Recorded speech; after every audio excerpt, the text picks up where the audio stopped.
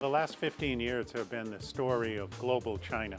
China being a visible presence economically, diplomatically, people to people, and in some cases militarily in many, many different parts of the world. For China to seek markets, to seek resources elsewhere is a natural part of being a global power. What they're trying to do is play it a little bit differently than the United States. It doesn't do these things through alliances. It doesn't do them through formal military relationships. It does them through deep economic interconnections. The Africa part of China's global presence is fascinating because of how fast it's rising, how complex it is. Africa isn't a country, it's a number of different countries. And what China is doing in each of them is a little bit different. Sometimes that's resource exploration and capture, to bring back to China.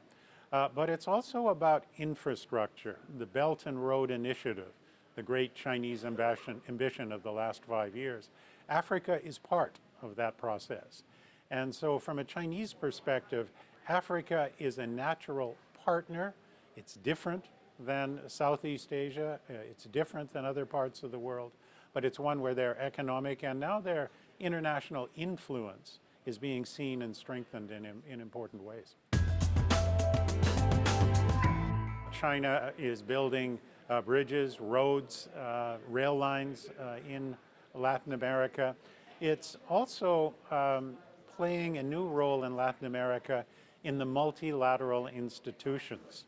It's not just China is coming in dealing country by country, but dealing with Latin America as a region. And this, I think, is in part the reason that the United States in particular is a little bit nervous about China's activities in what the United States considers its own backyard. The Chinese view is that it's an open globe. You go where you can, where there's opportunities, where you can do business, where people can move. Moving into the Americas has a little bit of a different geopolitical feel to it. China is not a military player in the Americas, as the United States is in China's backyard in Southeast Asia and East Asia. But it is very clear that they see themselves connecting with those countries in ways that are useful to China's diplomatic agenda at the United Nations and elsewhere, and in this idea of China being the champion of the developing world. It's a developed and a developing country at the same time. And this poses a new kind of challenge to the United States.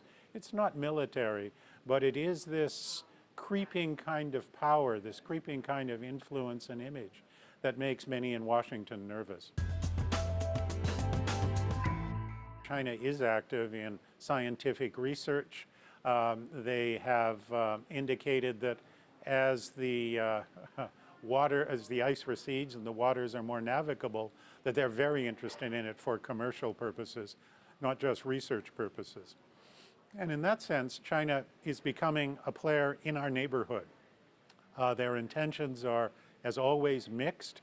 I think the view in Ottawa is that, on balance, we can work with China in our Arctic area, in part because they have supported Canadian positions and our territorial claims based on historic use that are not dissimilar to some that they are using in their territorial waters. So China is here. It's in our cities, and it's also in our northern territories, and in an ocean that is, we hope, won't be the kind of conflict point that the South China Sea has become over the last 20 years. As global warming proceeds, as the waterways there become more navigable, suddenly there are whole new routes into eastern North America. There's whole new possibilities for new industries. China is looking at Churchill, Manitoba in new kinds of ways as a port facility and other things, which is part of this huge global ambition of being at the center of many different trading routes, commercial routes, and ones that may ultimately have military significance, but that's not what China's play has been, at least not as yet. Space, the final frontier. Again, it's a combination, I think, of scientific investigation, of advancing Chinese technologies, showing that it has a capacity, developing that capacity to be a major player in outer space. It has strategic implications as well. China's ability to not only put satellites into space, but to knock satellites out of space is something that is of concern to the United States that wishes to maintain dominance in mid and deep space. So we're into an era where China is a new player on a huge scale and with the resources and long-term planning frame that allows it to do what the United States had done almost in an unchallenged way for 40 years. China is in space. A country that has risen so fast and in so many different kinds of ways, like China has in the last 15 years, this creates anxiety. It creates uncertainty. How is China going to behave? Is it going to be a new imperial great power? Is it going to be indeed a kind of new model of how a major country should deal with others? There is uncertainty. There's also, because of China's expanding military capabilities, it now has 2 bases overseas. The United States has 430 bases overseas. But China, which had not got into that business before, now has 2 overseas bases and maybe will have more.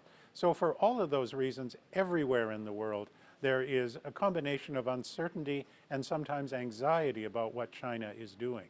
How you balance that against the opportunities, how you try to shape Chinese behavior, and whether you can shape Chinese behavior, that's what we're debating in every capital around the world.